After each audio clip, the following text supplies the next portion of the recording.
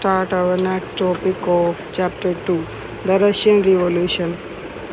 इस चैप्टर में हम रशियन रिवॉल्यूशन के बारे में पढ़ेंगे कि जो ये रिवॉल्यूशन थी अक्टूबर में कैसे हुई, और इसको अक्टूबर रिवॉल्यूशन के नाम से भी जाना जाता है। और जो मोनार्की थी वो रूस से ख़त्म हो गई थी, उसकी जगह पे डेमोक्रेसी आ गई थी। So let us start. जो यूरोपियन स्टेट थी हमारी, जो इंडस्ट्रियलाइज था यूरोपियन स्टेट्स के अंदर, जो सिचुएशन क्या हो गई थी, रिवर्स हो गई थी। जो सोशलिस्ट थी उन्होंने अपनी गवर्नमेंट बना ली थी, और किसके थ्रू अपनी गवर्नमेंट बनाई थी? अक्टूबर रिवॉल्यूशन के थ्रू 1970 में अपनी गवर्नमेंट बनाई थी। और ये इसकी वजह से क्या हुआ था, जो मोनार्की थी वो फरवरी 1917 में ख़त्म हो गई थी। और जो ये इवेंट हुआ था नॉर्मली अक्टूबर में हुआ, जिसको क्या बोला गया था? रशियन रिवॉल्यूशन बोला गया था। अब इसके बारे में हम पढ़ेंगे कि ये कैसे आया था, जो सोशल और पॉलिटिकल कंडीशंस थी वो क्या थी रूस में, और मतलब कि जितने भी हम इस तरह के क्वेश्चंस उठते हैं इसके बारे में पढ़ेंगे। द रशियन एम्पायर, जब 1914 में हमारा जब फर्स्ट वर्ल्ड वॉर भी शुरू हुआ था, जो सर निकोलस था सेकंड, वो रूल कर रहा था रूस के ऊपर। उसकी जो टेरिटरी थी उसकी कहाँ तक फैली हुई थी? मॉस्को तक थी।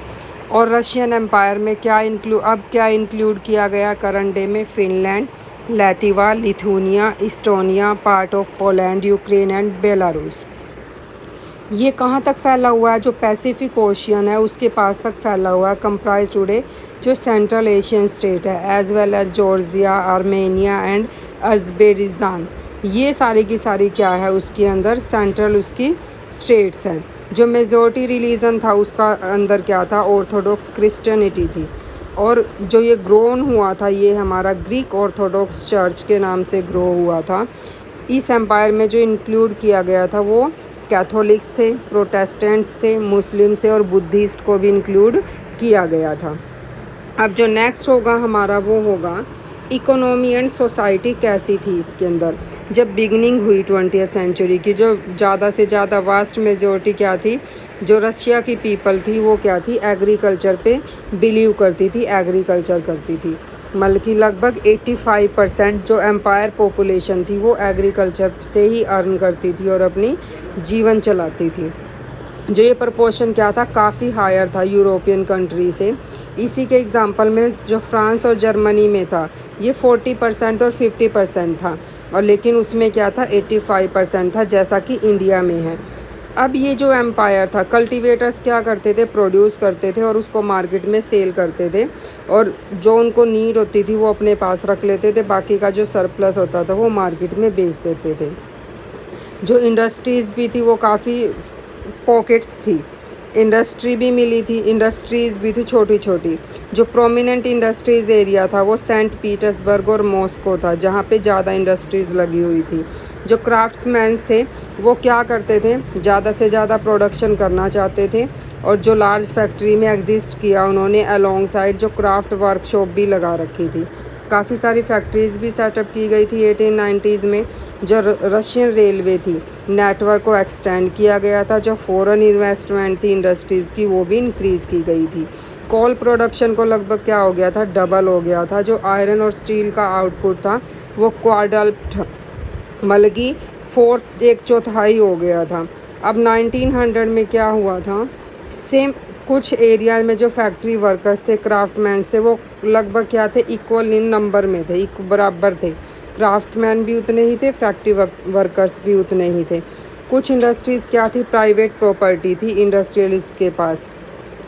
अब जो गवर्नमेंट है वो सुपरवाइज़ किया उसने लार्ज फैक्ट्री को। उन्होंने देखा कि उनको जो काम करवा रहे हैं मज़दूरों से, उनको मिनिमम वेजेस पे की जा रही है या नहीं की जा रही, उनको कितने हावर्स काम करवाया जा रहा है, कि उनके हावर्स भी लिमिटेड करने की सोचा। अब जब उन्होंने फैक्ट्रियों में देखा कि जो रूल उन्होंने बनाए हुए थे मिनिमम वेजेस और लिमिटेड हावर के, वो सब तोड़ रखे हैं, टूटे हुए हैं, कोई भी उनको फॉलो नहीं कर रहा है। जो क्राफ्ट यूनिट्स और स्मॉल वर्कशॉप है, वर्किंग डे वो समटाइम मतलब कि कई बार 15 हावर्स तक पहुंच जाता था, कई बार 10 और 12 हावर्स तो होता ही होता था, कई बार 15 घंटे तक भी पहुंच जाता था। अब ये जो अकोमोडेशंस थी ये वैरिड हुई फ्रॉम रूम टू डोर, मतलब कि एक जगह से दूसरी जगह तक ये चेक की गई, इनके बारे में सोचा गया। अब वर्कर्स को डिवाइड कर दिया गया सोशल ग्रुप के अकॉर्डिंग। कुछ क्या थे, स्ट्रॉन्ग लिंक थे विलेजेस के साथ में जहाँ से वो आए थे, और कुछ सिटी के अंदर सेटल हो गए थे परमानेंटली। अब वर्कर्स को भी डिवाइड कर दिया गया कि उनकी क्या स्किल है, वो किस तरह का काम कर सकते हैं। जो मेटल वर्कर्स थे सेंट पीटर्सबर्ग में, उनको क्या रिकॉल्ड बोला गया, मेटल वर्कर्स कंसीडर किया गया, और damsel aristocrats among the workers. और कुछ ऑक्यूपेशन की डिमांड क्या थी, मोर ट्रेनिंग और स्किल चाहिए थी। अब जो वुमेन थी वो 31% जो फैक्ट्री लेबर का करती थी, उनको भी फोर्स किया गया कि वो ज़्यादा से ज़्यादा काम करें। अब उनको लेस पेड किया जाता था, between half and 3/4 of a man wages, मतलब कि या तो आधा या फिर 3/4 हिस्सा जो मैन को मिलता था उसका पे किया जाता था। जो डिवीज़न थी वर्कर्स की, वो दैमसेल वो ड्रेस और मैनर के अकॉर्डिंग भी शो की गई, उनकी ड्रेस भी बनाई गई कि कौन किस जगह पे काम करने वाला किस तरह की ड्रेसेस डालेगा। कुछ वर्कर्स ने एसोसिएशंस बनाई, किसकी हेल्प से बनाई मेंबर्स की हेल्प से बनाई। जो अनएम्प्लॉयमेंट थे, जो फाइनेंशियल जो हार्डशिप से गुजर रहे थे, उन्होंने अपनी क्या बना ली थी, अपनी एसोसिएशंस बना ली थी। और साथ के साथ कुछ ने क्या किया, जिन्होंने इसके बावजूद जो डिवीज़न्स थी वर्कर्स की, जो वर्कर्स ने क्या करना शुरू कर दिया, स्ट्राइक करना शुरू कर दिया, क्योंकि वो डिसएग्री थे, क्योंकि जो एम्प्लॉयर्स थे वो डिसमिशल और उनको वर्क की कंडीशन भी अच्छी नहीं दी जाती थी जिसमें उन्हें काम करना है। कई बार किसी भी टाइम उनको डिसमिस कर दिया जाता था, काम से हटा दिया जाता था। ये स्ट्राइक जो कहाँ पे हुई थी, टेक्सटाइल इंडस्ट्री में हुई थी ड्यूरिंग 1896 और 1897 में। अब ये जो मेटल इंडस्ट्रीज़ थी और कब हुई थी, और बाद में फिर ये मेटल इंडस्ट्रीज़ में हुई थी ड्यूरिंग 1902 में। अब कंट्री साइड में क्या हुआ, जो पीजेंट्स कल्टीवेट करते थे most of the land, but the nobility जो ऊपर के थे, जिनके पास ज़्यादा वेल्थ थी, क्राउन और ऑर्थोडॉक्स जो चर्च थी, उन्होंने ज़्यादा से ज़्यादा प्रॉपर्टी अपने कब्जे में ले रखी थी। जो वर्कर्स थे, पीजेंट्स थे, उनको भी डिवाइड किया गया था। अब इसमें काफ़ी सारे क्या थे, अलग अलग रिलीजन से थे। कुछ को छोड़कर काफ़ी सारे केसेस में क्या था कि किसी की भी रिस्पेक्ट नहीं की जाती थी, कुछ ही लोगों की रिस्पेक्ट की जाती थी रिलीजन की। और जो नोबल्स थे उनको ज़्यादा पावर दी गई थी, पोजीशन भी दी गई थी। सर्विस की, किसकी सर्विस करते थे वो, सर निकोलस की। Not through the local popularity, लेकिन वो लोकल पॉपुलैरिटी के थ्रू। अनलाइक जो फ्रांस में क्या था, जो फ्रेंच रिवॉल्यूशन थी, ब्रिटानी जो पीजेंट रिस्पेक्ट करते थे नोबल्स और फॉट फॉर देम। लेकिन रूस में क्या हुआ, पीजेंट्स क्या चाहते थे कि जो लैंड्स है नोबल की जो उनको दी गई है उनसे वापस ले ली जाए। अब फ्रीक्वेंटली उन्होंने रिफ्यूज़ करना शुरू कर दिया कि वो रेंट को पे नहीं करेंगे। इवन क्या बोल दिया उन्होंने कि मर्डर भी कर देंगे लैंडलॉर्ड्स का। अब 1902 में एक लार्ज स्केल पे साउथ एशिया में अकड किया गया, उनको पकड़ा गया, मतलब कि एक तरह से मूवमेंट हुआ। अब 1905 में क्या हुआ, जो इंसिडेंट्स था वो किस में, कहाँ पे हुआ, ये रशिया में हुआ। जो रशियन पीजेंट्स थे उन्होंने अदर यूरोपियन पीजेंट्स के साथ मिल गए, उनको पुल्ड किया गया कि जो उनकी लैंड है पीरियोडिकली उसके ऊपर वो वर्क करेंगे। और देयर जो कॉम्यून है उनका जो मीट डिवाइड कर दिया गया कि उनको जो ज़रूरतें थी उसकी भी ज़रूरतों को क्या कर दिया गया, डिवाइड कर दिया गया कि किस फैमिली को किस तरह की नीड है, उनकी नीड के अकॉर्डिंग उनको डिवाइड कर दिया गया। अब जो नेक्स्ट टॉपिक होगा वो होगा हमारा सोशलिज़म इन रूस।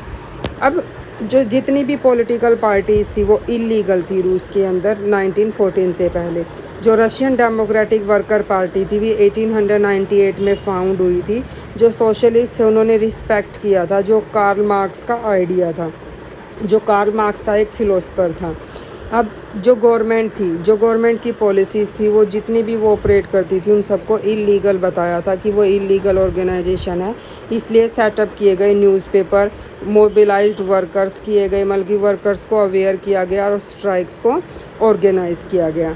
अब जब सम रशियन ने सोशलिस्ट ने क्या महसूस किया कि जो रशियन पीजेंट्स है कस्टम मतलब कि जो शुल्क एक तरह से टैक्स होता है कि उसको डिवाइड कर दिया जाए लैंड के ऊपर पीरियोडिकली, और जो मेड किया मेड किया जाएगा, जो नेचुरल सोशलिस्ट ने उसको बनाया है।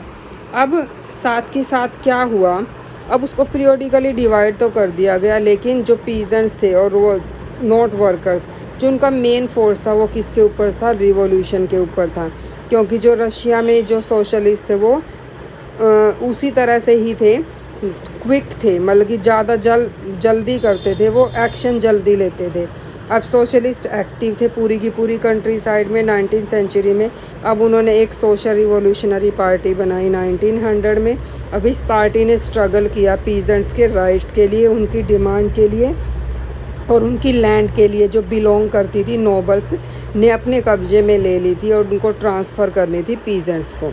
अब जो सोशल डेमोक्रेट्स थे वो डिसएग्री थे इस सोशलिस्ट रिवॉल्यूशनरी से, पीजेंट से। तो लेनिन ने क्या महसूस किया कि पीजेंट्स क्या है, कोई एक वन यूनाइटेड ग्रुप नहीं है। अब उसमें से क्या है, कुछ तो पुअर है, कुछ रिच है, सम क्या है लेबर का काम करते हैं और कुछ के पास कैपिटल है, वो जो एम्प्लॉयड वर्कर्स हैं। तो ये उन्होंने क्या किया, इस तरह से डिफ्रेंशिएट किया उनको। और ये पूरी की पूरे पार्ट में नहीं था, इस तरह से नहीं हो सका। अब जो पार्टी थी वो डिवाइड कर गई थी और उसने एक स्ट्रैटेजी बनाई ऑर्गेनाइजेशन की। जो व्लादिमीर लेनिन था उसने सोचा, एक रिप्रेसिव था, वो दमन करता था, बोल्शेविक ग्रुप से बिलोंग करता था। जैसे सैरिस्ट था, सैरिस्ट जो रशिया का था, उसने पार्टी शुड भी, उसने बोला कि जो पार्टी कैसे होनी चाहिए, डिसिप्लिन में रहनी चाहिए and should control the number of quality of members, मतलब कि जो उसको कंट्रोल करेगा वो अलग अलग तरह के लोगों के मतलब उनके अंदर क्वालिटी होनी चाहिए। अदर जो मेंशेविक था वो क्या सोचता था कि पार्टी ओपन होनी चाहिए, जैसे जर्मनी में था कि वो लोगों के बारे में सुने, जो वो काम कर रही है वो उसके बारे में भी जाने। लेकिन जो सैरिस्ट था रसिया में, वो डिसिप्लिन चाहता था कि जो गवर्नमेंट के काम है वो कोई भी नहीं देखे। अब जो नेक्स्ट होगा हमारा वो 1905 की रिवॉल्यूशन होगा। अब जो 1905 में क्या था, जो इसके बाद हमारा जो सर निकोलस था उसके रूल के बारे में पढ़ेंगे और वो कैसे फर्स्ट वर्ल्ड वॉर में चेंज हो गया था।